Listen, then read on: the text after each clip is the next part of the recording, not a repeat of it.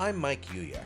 I love to try new things, and I've had culinary adventures all around the world as well as right at home. I've had really wonderful food, as well as some really horrible food. I'd like to share some of my adventures with you, and we'll see if I have what it takes to fix whatever goes wrong. This is Recipe Redemption.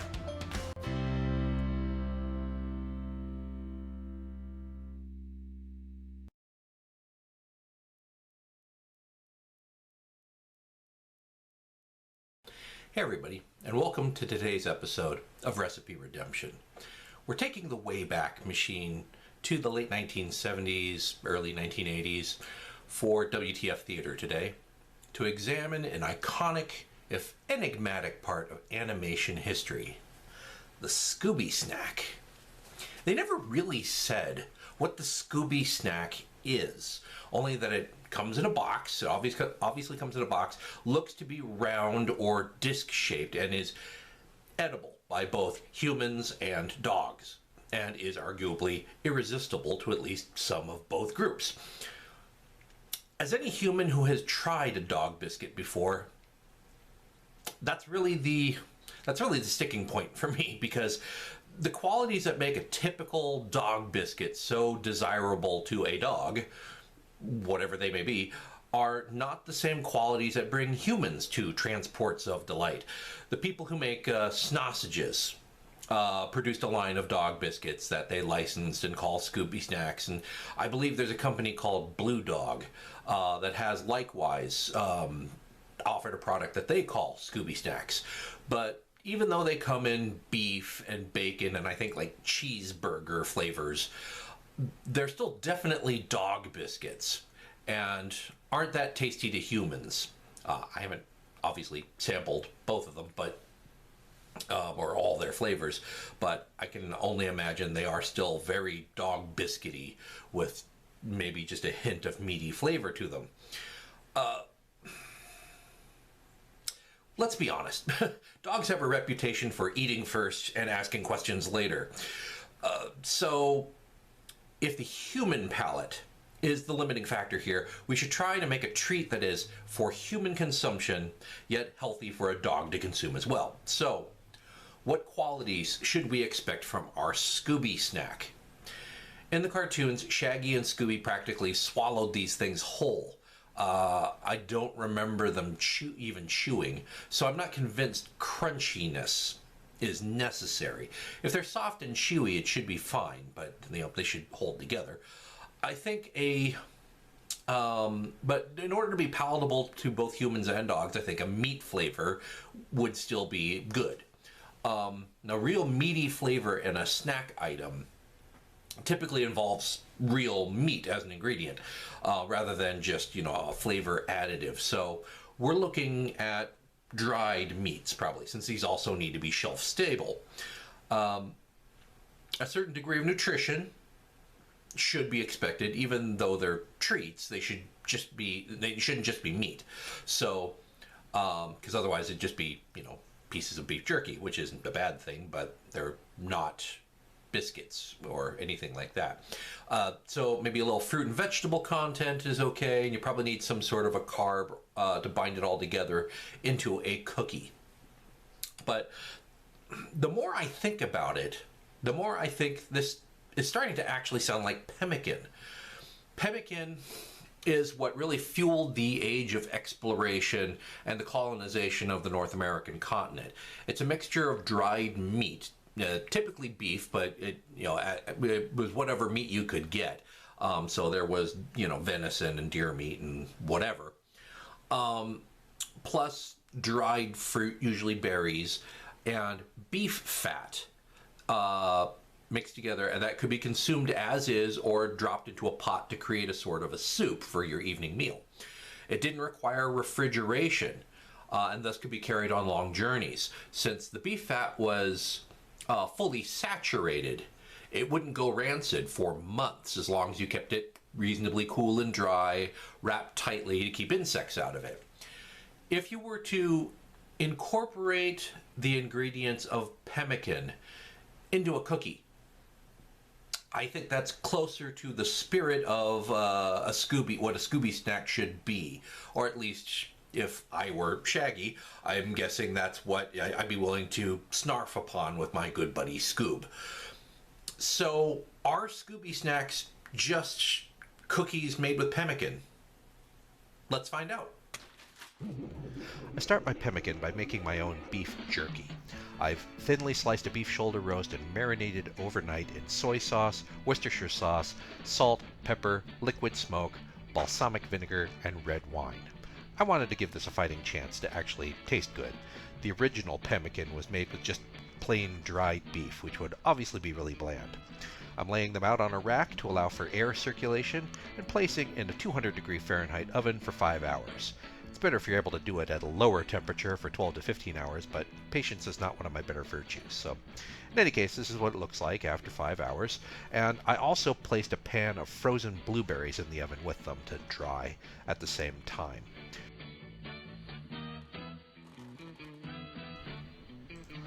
Once dried, I'm going to blitz these in my food processor. First, the jerky.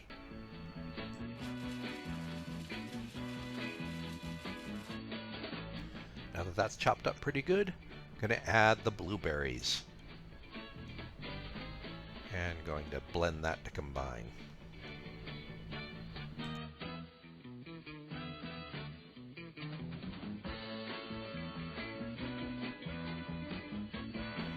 I didn't leave them going until they were completely a powder, but they're cut up pretty fine, and although it smells pretty good, it looks kind of like mulch.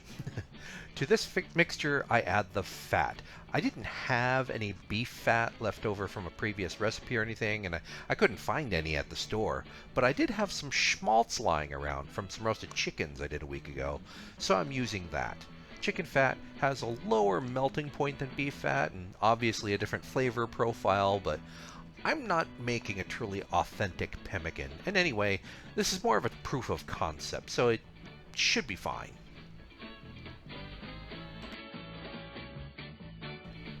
This mixture is still a little loose, so I'm adding some almond flour. I'm not baking this because that would cause the fat to melt and probably ooze out, especially this fat. So I didn't want to use wheat flour, but almond flour is already toasted and perfectly fine to use for room temperature applications.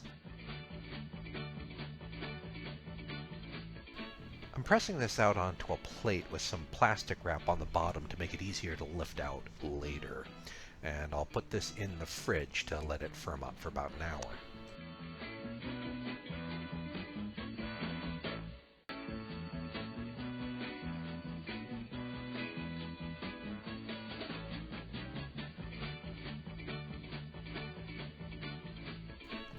After about an hour in the fridge, this is what it looks like. Now, this shot glass should be just about right to serve as a cookie cutter for my Scooby snacks, and right away I can see that this is still pretty loose. It holds together as a cookie or wafer, but just barely. You definitely can't handle these as roughly as the boys do in the cartoon. I'm going to put these back in the fridge for a little bit to firm up before I test them. Here it is. I don't know if you can see with the contrast here. Looks like a clod of dirt. Even refrigerated, they're pretty fragile. It's just handling this, it's already crumbling. Picking up little bits off the table. But let's see if we've got the flavor right.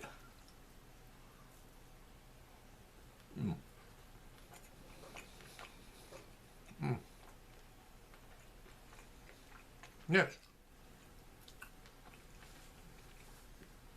That works.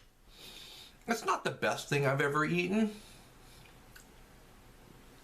but considering how most survival foods taste, on that scale, these are phenomenal.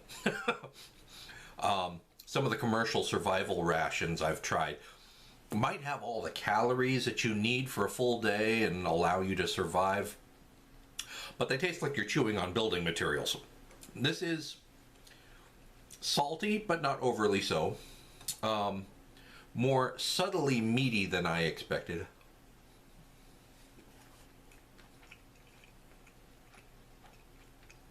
The fruitiness is even more subtle And it's not as oily as I would have expected, even though it's definitely there. The chicken flavor is actually detectable, so this is definitely different from authentic pemmican. Now, since this is pemmican of a sort, just for giggles, so I tried actually making a soup by simply boiling about, I don't know, 4 of these little cookies worth in about a half a cup of water. And this is what I got. It's hard to tell the color in the video, but it's brown, but it's slightly purplish because of the blueberries, which is a little weird, but let's see how it tastes. Okay, there's a sheen of oil on the top. No big surprise considering how much fat we actually put into this, but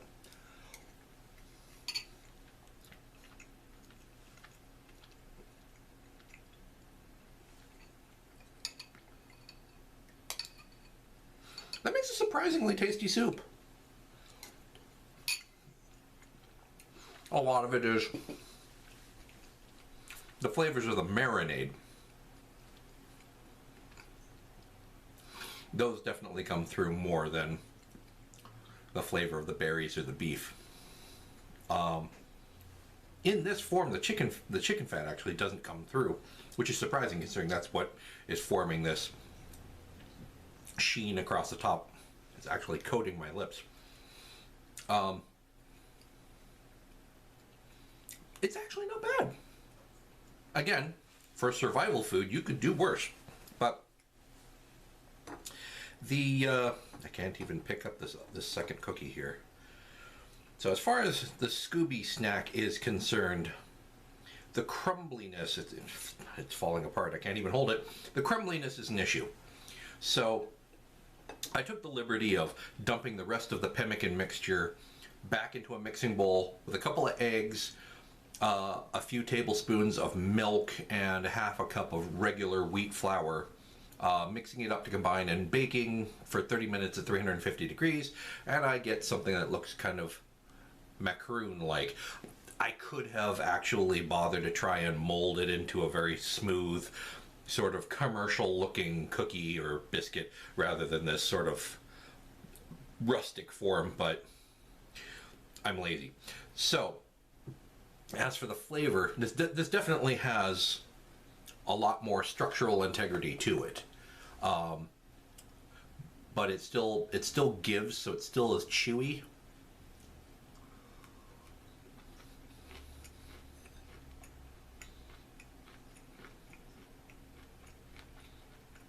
I think I could use more salt, surprisingly, considering how much salt went into just marinating the meat. It sort of gets lost. Unfortunately, this isn't getting closer to an actual dog biscuit. It's very bready. The toastiness that you get from, not quite burnt flavor that you get from dehydrating the meat, particularly at the higher temperature that I chose, it comes across as sort of a more almost sort of a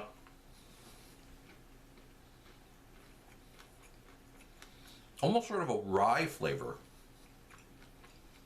which is odd. You really have to look for it to realize that this is beef in here. I will note also that the chicken fat, a lot of it kind of drained off. It melted, and because I didn't form any sort of layers or laminate it like pastry dough or anything like that, it wasn't trapped in, most of it wasn't trapped in here, it just formed a pool around it. So these are a little more obviously greasy because it was greasy on the bottom, but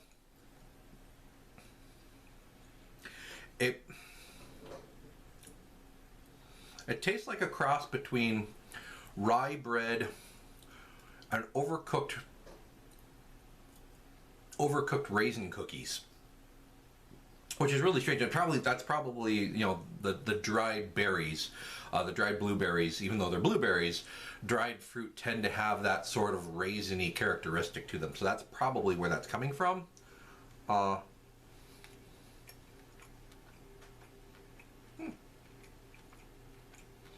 Not bad.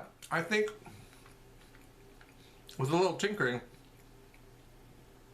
you could actually call this a Scooby Snack. Now, some caveats. Obviously, the chicken fat is not the right fat for this. If you were doing this commercially, it would probably end up being some sort of shortening. Something that is even more stable at room temperature. Maybe you go back to the beef fat, I don't know. It would take some experimentation. Seasoning other flavor components to kind of amp up the flavor, make them meatier than they currently are, would probably be good. But honestly, this isn't a half bad snack. Oh, speaking of which, since this is supposed to be a survival ration, I entered this in online to take a look at the nutrition component. The original pemmican recipe that I had came out to about 176 calories per cookie. I've had to sort of smush this one into a little pyramid because that's the only way it's going to hold together. 176 calories per cookie with 11 grams of fat. And I think it was 11 grams of fat and 11 grams of carbs,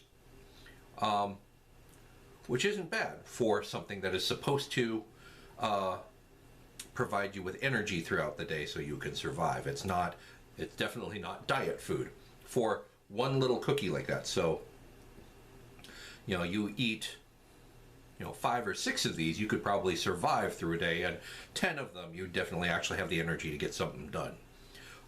Does it have all the nutrients that you need? No. You need vitamins, minerals, and whatnot.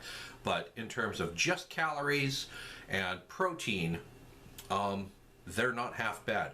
These cookies that I made by adding egg, flour, and milk bumps it up a little bit. You add a little bit of basically another gram of fat, another gram of carbs per cookie, and it takes it up to about 200 calories per cookie. But that's still pretty good for a survival food. But adding the milk and the egg and really the flour lowers the shelf stability. You're adding stuff that can go bad quicker. So these probably will not last as long as the regular pemmican would. But if you only need to last a couple of months, you're probably okay. It'll probably go stale, but it'll probably still be edible. So, tell me what you think. Is that a Scooby Snack? Or is that close enough to a Scooby Snack for government work? Let me know in the comments below. Let me know what you think. Let me know what you think I should have done. And if you have any other ideas, please send them my way. I hope everyone's staying safe while we're in this period of quarantine.